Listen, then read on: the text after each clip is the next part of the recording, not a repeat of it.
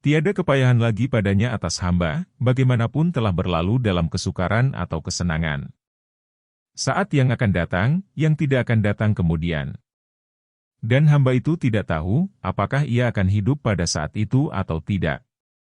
Ia tidak tahu, apa yang menjadi kodo, hukum takdir, Allah padanya. Dan saat yang sedang berjalan, yang seyogialah ia bersungguh-sungguh padanya akan dirinya dan ia berjaga padanya akan Tuhannya. Jikalau tidak datang kepadanya saat yang kedua, niscaya ia tidak mengeluh atas luputnya saat ini. Dan jikalau datang kepadanya saat yang kedua, niscaya ia menyempurnakan haknya daripadanya.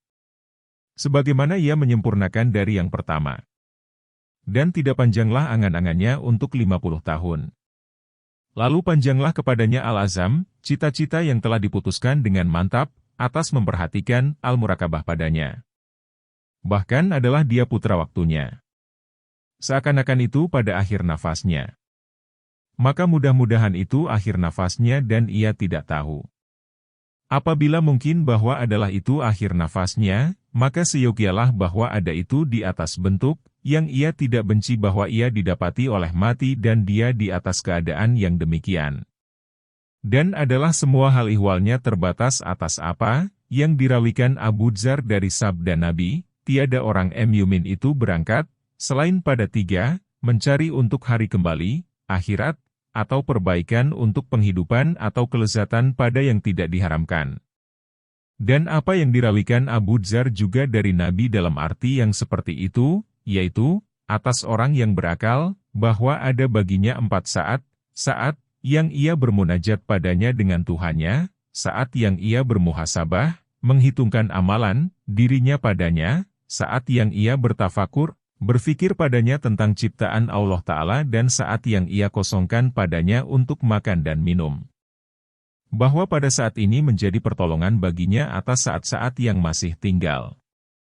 Kemudian, saat ini yang dia padanya itu, seluruh anggota badannya sibuk dengan makanan dan minuman, tiada seyogialah terlepas dari amalan, yaitu, yang paling utama dari segala amalan. Ialah, zikir dan fikir. Bahwa makanan yang diperolehnya, umpamanya, padanya, dari segala keajaiban, akan apa, jikalau ia bertafakur, berfikir padanya dan ia cerdik baginya, niscaya adalah yang demikian itu, lebih utama daripada banyaknya amalan anggota badan. Manusia padanya itu berbagai macam bagian. Sebagian adalah mereka itu memandang kepadanya dengan mata penglihatan yang penuh perhatian dan ibarat itibar. Lalu mereka memandang tentang keajaiban-keajaiban ciptaannya, cara keterikatan keteguhan binatang dengan dia, cara takdir Allah bagi sebab-sebabnya, kejadian nafsu syahwat yang membangkitkan kepadanya dan kejadian alat-alat yang diperuntukkan untuk nafsu syahwat padanya, sebagaimana telah kami uraikan sebahagian daripadanya pada kitab syukur. Dan ini adalah makam bagi orang-orang yang mempunyai hati.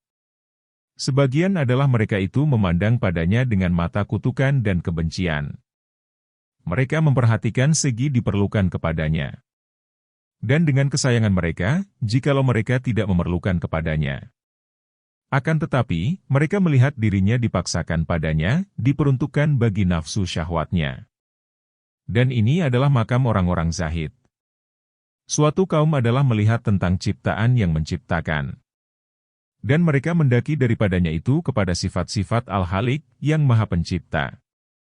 Maka adalah penyaksian musyahadah yang demikian itu menjadi sebab untuk mengingati pintu-pintu pikiran yang terbuka kepada mereka dengan sebabnya. Dan itu adalah makam yang tertinggi. Yaitu dari makam orang-orang yang mengenal, bermarifah, al-arifin, dan tanda orang-orang yang bercinta. Karena orang yang bercinta itu, apabila melihat ciptaan dari yang dicintainya, bukunya dan karangannya, niscaya ia lupa akan ciptaan dan sibuk hatinya dengan yang menciptakan. Dan setiap apa, yang bulak-baliklah hamba padanya akan ciptaan Allah Ta'ala, maka baginya pada pandangan daripadanya itu kepada yang menciptakan adalah jalan yang lapang, jikalau terbukalah baginya pintu-pintu alam al-malakut. Dan yang demikian itu adalah jarang sekali. Bahagian keempat adalah mereka itu memandang kepadanya dengan mata kegemaran dan kelobaan. Maka mereka itu merasa sedih atas yang hilang daripadanya. Mereka bergembira dengan yang ada bagi mereka dari jumlahnya itu. Mereka mencela daripadanya, akan yang tiada bersesuaian dengan hawa nafsu mereka. Dan mereka menjelekannya dan mencela yang memperbuatnya. Maka mereka mencela masakan dan tukang masak. Dan mereka tiada mengetahui bahwa yang berbuat bagi masakan dan tukang masak dan bagi kemampuannya dan ilmunya adalah Allah Ta'ala. Bahwa barang siapa mencela sesuatu dari ciptaan Allah dengan tidak seizin Allah, maka sesungguhnya ia telah mencela Allah. Dan karena demikianlah Nabi bersabda, janganlah kamu memaki masa. Sesungguhnya Allah itu yang menciptakan masa. Maka memperhatikan perbuatan diri yang kedua ini adalah dengan memperhatikan segala amal secara terus-menerus dan berkesinambungan. Dan penguraian yang demikian itu akan panjang. Dan pada apa yang telah kami sebutkan itu adalah pemberitahuan kepada jalan, bagi orang yang meneguhkan pokok-pokok. Al-Murabatah ketiga, memperhitungkan diri sesudah berbuat. Dan marilah kami sebutkan keutamaan al-muhasabah, memperhitungkan, kemudian hakikat maknanya. Adapun keutamaan, maka Allah Ta'ala berfirman, hai orang-orang yang beriman, bertakwalah kepada Allah. Dan setiap diri hendaklah memperhatikan apakah yang akan dikemukakannya lebih dahulu untuk hari esok. Surat 59 Al-Hasyr ayat 18. Ini adalah isyarat kepada memperhitungkan kepada segala amal perbuatan yang telah berlalu. Dan karena itulah, Umar berkata, adakanlah memperhitungkan akan dirimu sendiri, sebelum kamu diadakan orang akan memperhitungkan dan timbangkanlah akan dirimu itu sebelum kamu ditimbangkan orang. Tersebut pada hadis, bahwa telah datang seorang laki-laki kepada Nabi seraya berkata, wahai Rasulullah, berikanlah aku nasihat. Maka Nabi bersabda, adakah engkau itu orang yang menerima nasihat? Laki-laki itu menjawab, ya. Maka Rasulullah Shallallahu Alaihi Wasallam bersabda, apabila engkau bercita-cita dengan sesuatu maka berfikirlah dengan penuh pemahaman akan akibatnya. Jikalau betul, maka teruskan. Dan jikalau salah, maka cegahkanlah dirimu daripadanya. Tersebut pada hadis bahwa seyogialah bagi orang yang berakal mempunyai 4 saat. Satu saat, ia memperhitungkan padanya akan dirinya. Allah Ta'ala berfirman, bertaubatlah kamu sekalian kepada Allah, hai orang-orang yang beriman, mudah-mudahan kamu memperoleh kemenangan. Surat 24 An-Nur ayat 31. Taubat itu adalah pandangan pada perbuatan, sesudah selesai daripadanya, dengan penyesalan atas perbuatan itu. Nabi bersabda, sesungguhnya aku meminta ampun pada Allah Ta'ala dan bertaubat kepadanya dalam sehari 100 kali. Allah Ta'ala berfirman, sesungguhnya orang-orang yang bertakwa, apabila mereka ditipu setan yang datang berkunjung, niscaya mereka ingat kembali dan ketika itu mereka menjadi orang-orang yang mempunyai pemandangan.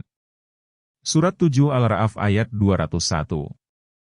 Diriwayatkan dari Umar, bahwa beliau memukul 2 tapak kakinya dengan cemeti, apabila malam telah gelap dan bertanya kepada dirinya, apakah yang engkau kerjakan pada hari ini?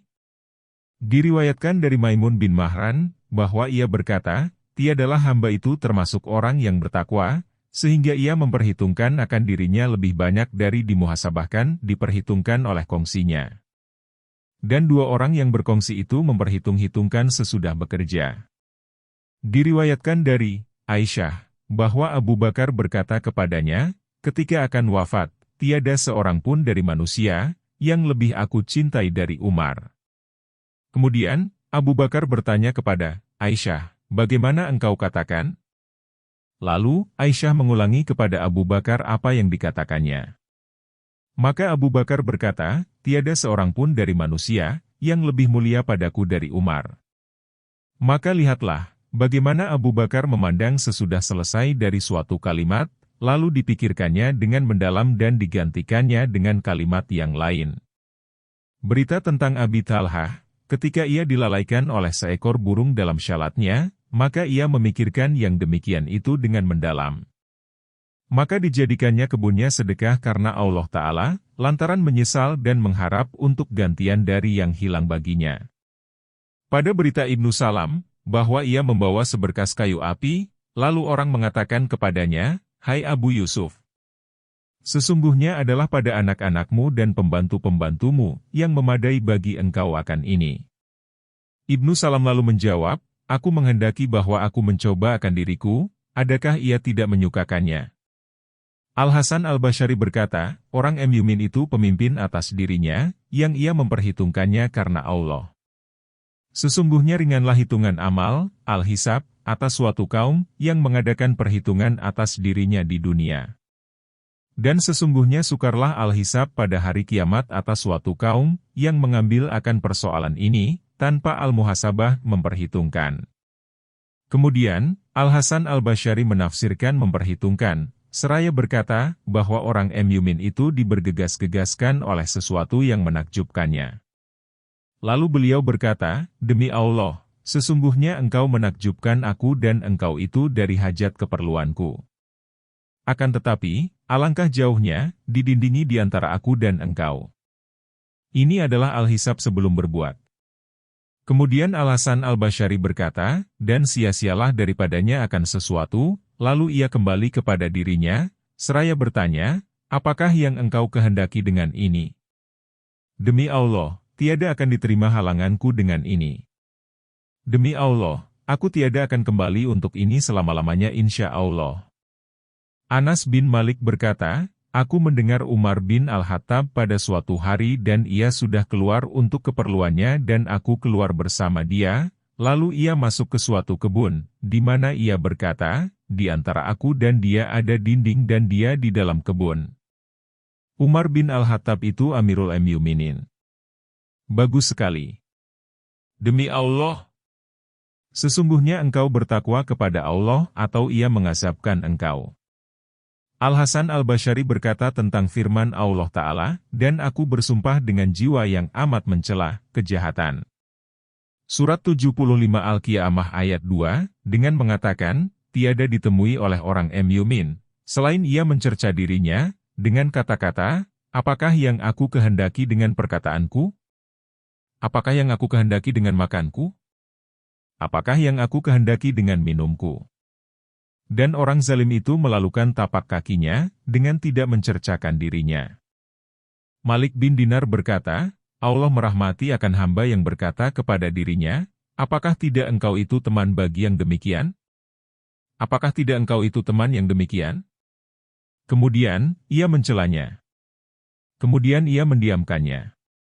Kemudian, ia membiasakannya akan kitab Allah Ta'ala yang menuntunkannya.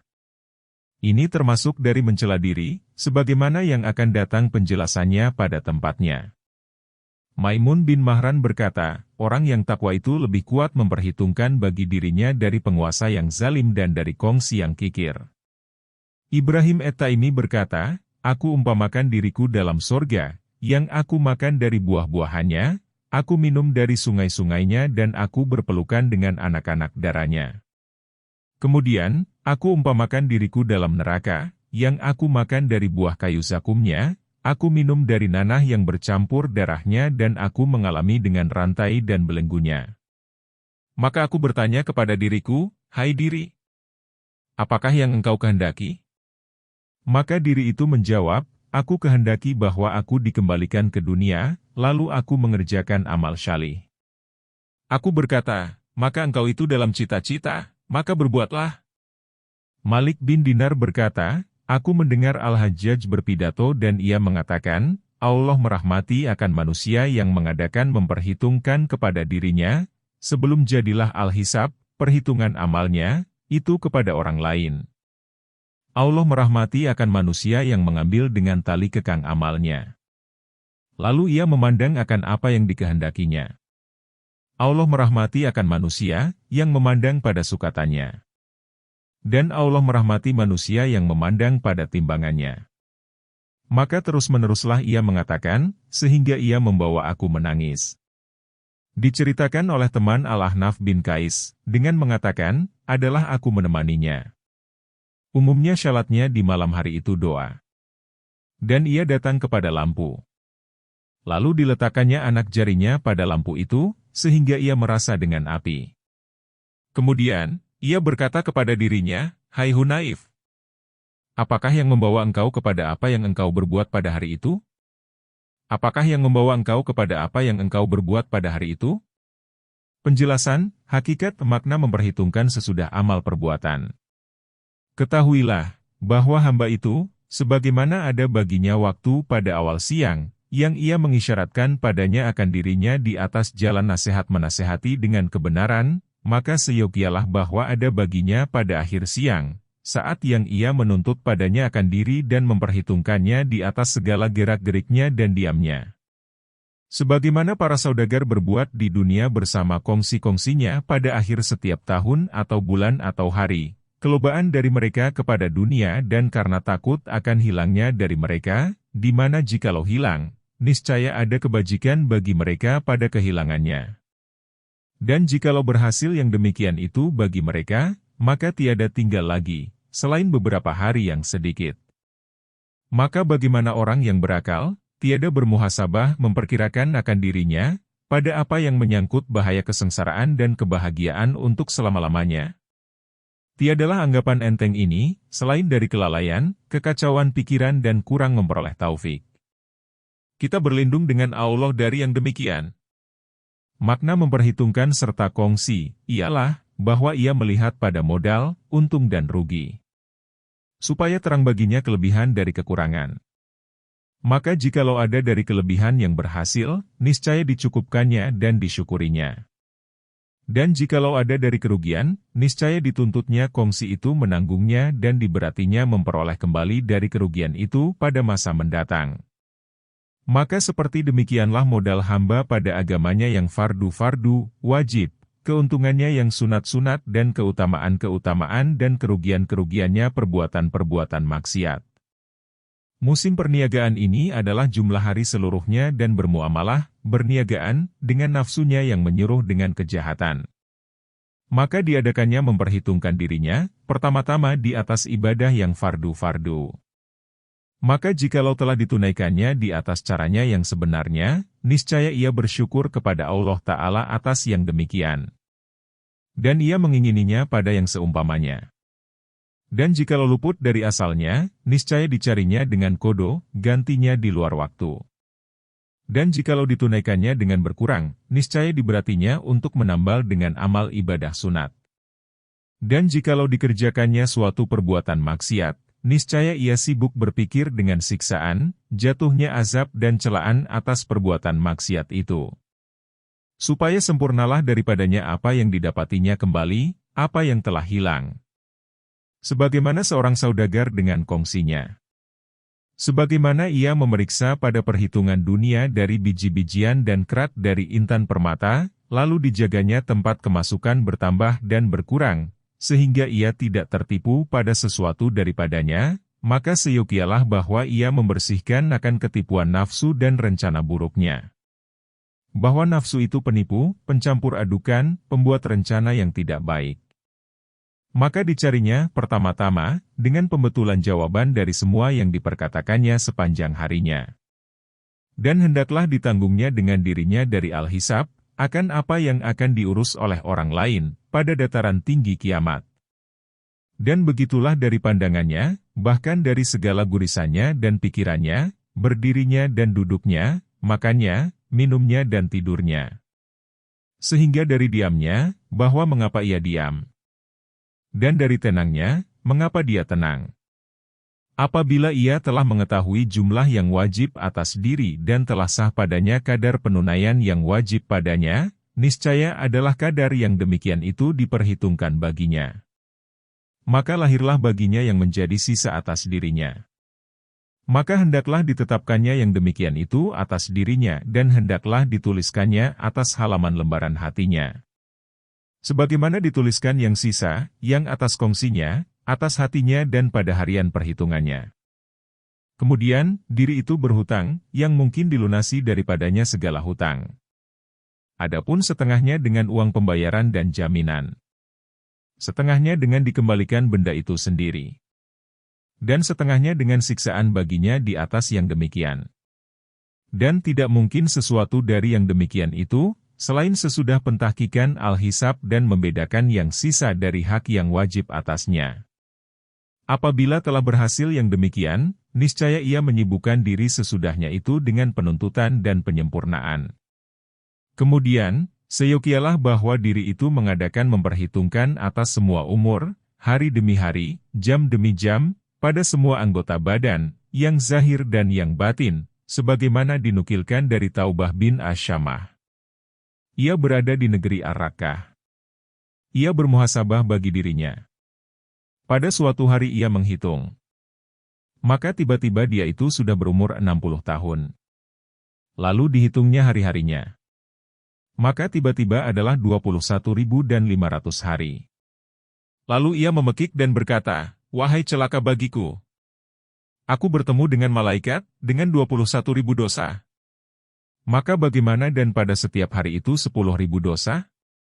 Kemudian, ia jatuh tersungkur dalam keadaan pingsan.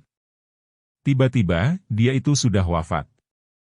Lalu mereka itu mendengar orang yang berkata, dengan mengatakan, "Wahai kiranya, engkau lari ke Firdaus yang tertinggi." Maka begitulah, seyogianya bahwa dia bermuhasabah akan dirinya di atas nafas-nafas yang dihembuskannya dan di atas kemaksiatannya dengan hati dan anggota badan pada setiap saat. Dan jikalau hamba itu melempar dengan setiap kemaksiatan akan sebutir batu dalam rumahnya, niscaya penuhlah rumahnya dalam masa yang sedikit, yang dekat, dari umurnya. Akan tetapi, hamba itu menganggap enteng pada menjaga perbuatan-perbuatan maksiat. Dan 2 malaikat menjaga atasnya yang demikian, yang dihinggakan oleh Allah dan mereka melupakannya. Al-Murabatah keempat, tentang penyiksaan diri atas keteledorannya. Manakala hamba itu mengadakan memperhitungkan akan dirinya, maka diri itu tidak selamat dari mengerjakan maksiat dan berbuat keteledoran pada hak Allah Ta'ala. Maka tiada seyogialah bahwa disia-siakannya. Bahwa, jikalau disia-siakannya, niscaya mudahlah atasnya mengerjakan perbuatan-perbuatan maksiat. Dan melupakan dengan yang demikian akan dirinya. Dan sukarlah kepadanya berpisah daripadanya. Dan adalah yang demikian itu sebab kebinasaannya. Akan tetapi, seyogialah bahwa ia menyiksakan diri itu. Apabila ia memakan sesuap harta syubhat, diragukan, dengan keinginan nafsu, niscaya seyogialah bahwa disiksakannya perut dengan lapar. Dan apabila ia memandang kepada bukan mahramnya, niscaya seyogialah bahwa disiksakannya mata dengan mencegah memandang. Dan begitu juga, disiksakannya setiap anggota dari anggota-anggota badannya, dengan mencegahkannya dari keinginan-keinginannya. Begitulah adanya adat kebiasaan orang-orang yang menempuh jalan akhirat. Dirawikan dari Mansur bin Ibrahim, bahwa seorang laki-laki dari orang-orang yang banyak beribadah, berbicara dengan seorang wanita. Lalu teruslah yang demikian, sehingga ia meletakkan tangannya atas paha wanita itu. Kemudian, ia menyesal, lalu ia meletakkan tangannya atas api, sehingga tangannya itu kering. Diriwayatkan, bahwa ada pada kaum Bani Israel seorang laki-laki yang beribadah dalam kelentengnya. Maka ia tinggal seperti yang demikian dalam masa yang panjang. Maka terlihat pada suatu hari, tiba-tiba dia dengan seorang wanita. Lalu ia terpesona dengan wanita itu dan ia ingin kepadanya. Maka dikeluarkannya kakinya, untuk ia turun kepada wanita tersebut. Maka Allah memberitahukannya dengan yang dahulu dari kesungguhannya, lalu laki-laki itu berkata, "Apakah ini yang aku kehendaki membuatnya?" Lalu kembalilah kepadanya dirinya dan Allah Ta'ala memeliharakannya. Lalu ia menyesal. Tatkala ia menghendaki mengembalikan kakinya ke kelenteng, maka ia berkata, "Amat jauhlah, amat jauhlah." Kaki yang keluar, yang menghendaki berbuat maksiat kepada Allah, ia kembali bersama aku dalam kelentengku. Demi Allah, tidaklah ada yang demikian itu selama-lamanya. Maka ditinggalkannya kakinya tergantung pada kelenteng, ditimpa hujan, angin, salju dan matahari. Sehingga terpotong-potong, lalu jatuh. Maka ia bersyukur kepada Allah baginya yang demikian. Dan diturunkan pada sebahagian kitab-kitabnya akan sebutan yang demikian. Diceritakan dari Al-Junaid, yang mengatakan, "Aku mendengar Ibnul Quraibi berkata, tertimpa aku pada suatu malam dengan janabah, hadat sebesar dengan keluar mani. Maka aku berhajat untuk mandi. Dan adalah malam itu malam yang dingin. Lalu aku merasa pada diriku mundur dan teledor. Lalu dikatakan kepadaku oleh diriku dengan mengemudiankan, sampai kepada waktu syubuh. Dan aku memanaskan air atau aku masuk ke tempat permandian air panas. Dan aku tidak bersungguh-sungguh atas diriku. Maka aku mengatakan, alangkah mengherankan. Aku bermuamalah, perniagaan, dengan Allah dalam sepanjang umurku. Maka wajiblah baginya hak atasku. Lalu aku tidak mendapati padaku akan kesegeraan. Dan aku dapati kehentian dan kelambatan. Aku bersumpah bahwa aku tidak mandi, selain pada pakaian burukku ini. Aku bersumpah bahwa aku tidak akan membukanya, tiada akan memerasnya dan tiada akan mengeringkannya pada matahari. Diceritakan, dari Ghazwan dan Abu Musa berada pada sebahagian tempat peperangan. Maka tampaklah seorang wanita pelayan yang cantik. Lalu Ghazwan memandang kepadanya. Maka ia mengangkat tangannya, lalu menampar matanya, sehingga mata itu pecah. Ia berkata, sungguh engkau itu memperhatikan kepada yang mendatangkan melarat kepada engkau. Sebahagian mereka memandang dengan sekali pandangan kepada seorang wanita. Lalu ia menjadikan atas dirinya bahwa tiada akan meminum air dingin sepanjang hidupnya. Ia meminum air panas untuk mengeruhkan kehidupan atas dirinya. Diceritakan bahwa Hasan bin Abi Sanan melalui suatu kamar rumah. Lalu bertanya, kapan dibangun ini? Kemudian ia menghadapkan perkataan atas dirinya, seraya berkata, engkau menanyakan apa yang tidak penting bagi engkau. Aku akan menyiksakan engkau dengan puasa setahun. Lalu ia puasa setahun itu. Malik bin Dlaigam berkata, datang Rabbah Al-Qaisi, menanyakan dari hal ayahku sesudah waktu, Asyar. Lalu kamu menjawab, bahwa beliau tidur. Lalu Rabbah Al-Qaisi bertanya, adakah tidur saat ini? Ini waktu tidur. Kemudian, ia berpaling dan pergi. Maka kami utus seorang utusan kepadanya dan kami bertanya, apakah tidak kami membangunkannya demi engkau? Utusan itu datang kembali dan berkata, Rabbah Al-Qaisi itu sibuk, daripada memahami sesuatu daripadaku. Aku mendapatinya dan ia masuk ke perkuburan. Ia mencaci dirinya dan mengatakan, adakah aku katakan, waktu tidur saat ini? Adakah maka ini atas engkau? Laki-laki itu tidur, kapan dikehendakinya? Apakah yang memberitahukan engkau, bahwa ini bukan waktu tidur? Engkau berkata dengan apa yang tidak engkau ketahui. Apakah tidak, bahwa bagi Allah itu janji atasku, yang tidak akan aku langgar untuk selama-lamanya? Bumi tidak memberikan engkau bantal bagi tidur akan perubahan, selain karena sakit yang menghalangi atau karena akal yang hilang, karena kebiasaan bagi engkau. Apakah engkau tidak malu? Berapa banyak engkau mengajak? Dari kesalahan engkau, tidak engkau cegah. Utusan itu meneruskan ceritanya, Rabbah Al-Qaisi terus menangis.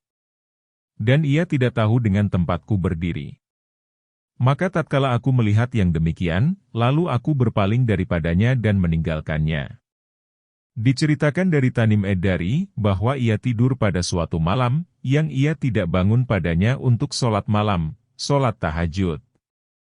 Maka ia bangun berdiri 1 tahun, yang ia tidak tidur padanya, untuk siksaan bagi yang telah diperbuatnya. Dari Talhah yang mengatakan, pada suatu hari seorang laki-laki berjalan. Lalu membuka kainnya dan ia berguling pada bumi yang kena panas matahari.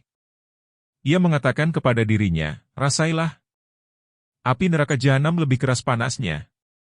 Adakah bangkai di malam hari itu menjadi batal di siang hari? Dalam keadaan dia seperti yang demikian, tiba-tiba ia melihat Nabi pada naungan sepohon kayu. Lalu ia datang kepadanya, seraya berkata, telah dikeraskan aku oleh diriku. Maka Nabi bersabda, apakah sudah semestinya bagi engkau, dari yang engkau perbuat itu? Apakah tidak, sesungguhnya telah dibukakan bagi engkau pintu-pintu langit dan Allah membanggakan dengan engkau akan para malaikat? Kemudian Nabi bersabda kepada para sahabatnya, ambillah perbekalan dari saudaramu ini. Laki-laki itu lalu berkata kepadanya, hai Anu, berdoalah bagiku. Hai Anu, berdoalah bagiku. Maka Nabi bersabda, secara umum bagi mereka. Maka orang itu berdoa, "Ya Allah, Tuhanku, jadikanlah takwa perbekalan mereka. Kumpulkanlah atas petunjuk urusan mereka." Lalu Nabi berdoa, "Ya Allah Tuhanku, betulkanlah dia." Laki-laki itu lalu berdoa, "Ya Allah, Tuhanku, jadikanlah sorga tempat kembalinya mereka." Hudzaifah bin Qatadah berkata, ditanyakan kepada seorang laki-laki, "Bagaimana engkau berbuat dengan diri engkau tentang nafsu syahwatnya?" Laki-laki itu lalu menjawab, "Tiadalah di atas permukaan bumi ini, diri yang lebih aku marahi daripadanya.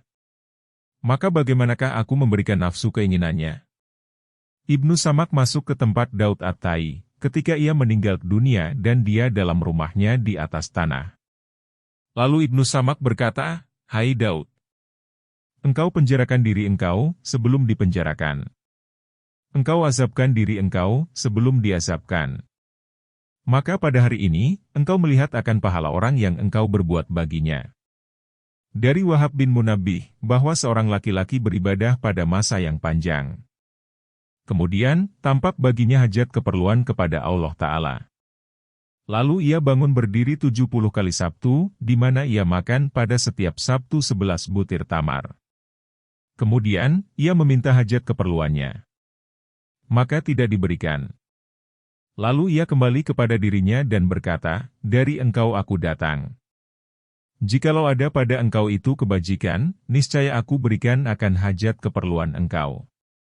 Maka turunlah kepadanya malaikat, seraya berkata, "Hai anak Adam, saatmu ini adalah lebih baik daripada ibadahmu yang telah lalu. Dan Allah telah menunaikan hajat keperluan engkau." Abdullah bin Qais berkata, "Adalah kami dalam suatu peperangan bagi kami. Lalu datanglah musuh. Lalu diteriakkan pada manusia. Maka bangun berdirilah mereka ke barisan perang pada hari yang sangat deras angin.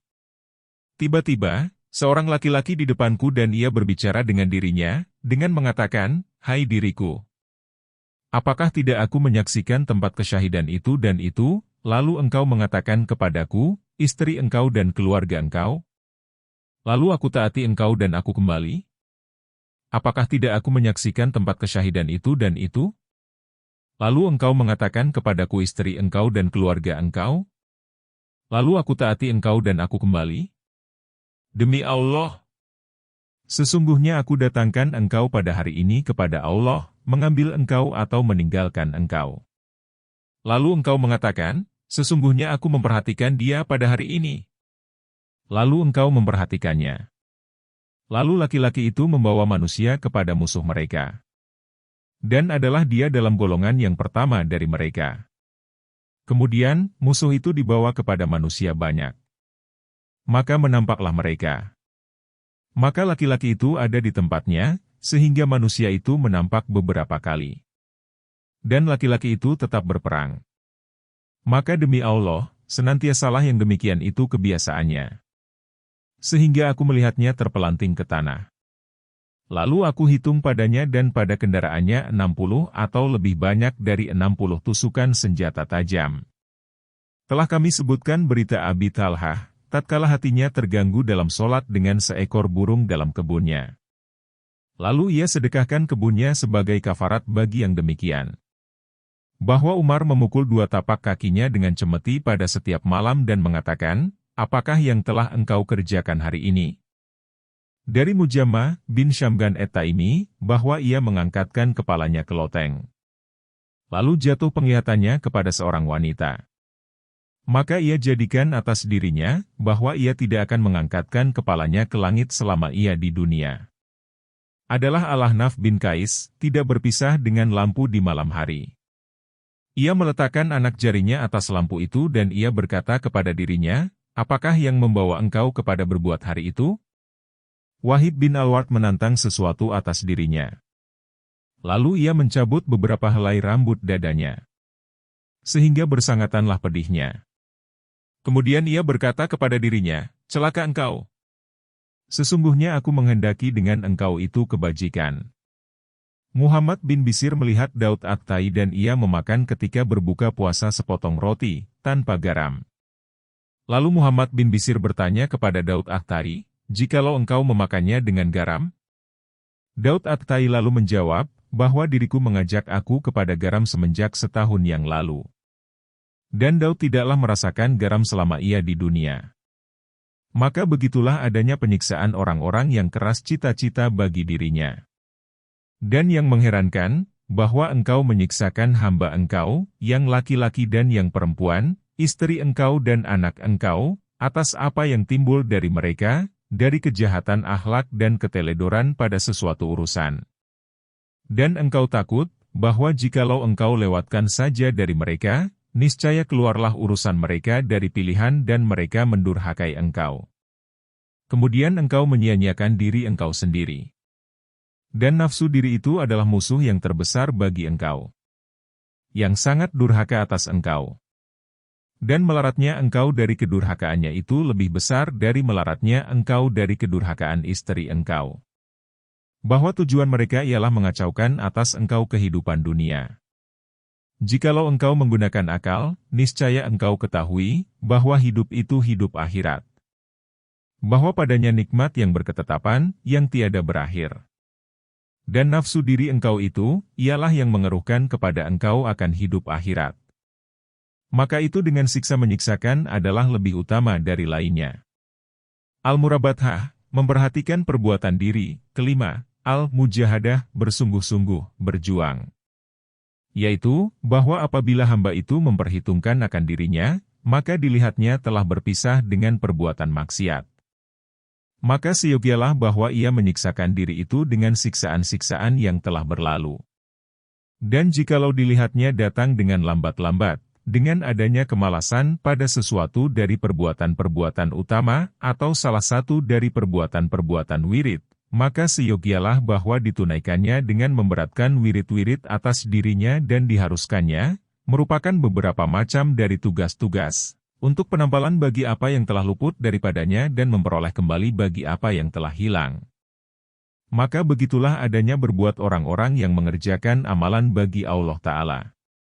Umar bin Al-Khattab menyiksakan dirinya, ketika luput baginya sholat asyar dalam berjamaah, dengan menyedekahkan tanah yang menjadi kepunyaannya, yang harganya 200.000 dirham. Adalah Ibnu Umar apabila luput baginya suatu sholat dalam berjamaah, niscaya ia hidupkan, dengan beribadah, malam itu. Dan diriwayatkan, bahwa ia mengemudiankan malam bagi sholat maghrib, sehingga terbitlah 2 bintang, maka Ibnu Umar memerdekakan 2 orang budak. Luput 2 rakaat fajar bagi Ibnu Abi Rabi'ah, lalu ia memerdekakan seorang budak. Dan sebahagian mereka menjadikan atas dirinya puasa setahun atau mengerjakan haji dengan berjalan kaki atau bersedekah dengan semua hartanya. Semua yang demikian itu adalah murabathah, memperhatikan perbuatan diri, bagi diri dan penyiksaan baginya, dengan yang melepaskannya dari kebinasaan abadi. Kalau Anda bertanya, jikalau adalah diriku tidak mematuhi aku kepada mujahadah, bersungguh-sungguh, berjuang, dan muadhabah, rajin, kepada wirid-wirid, maka apakah jalan mengobatinya?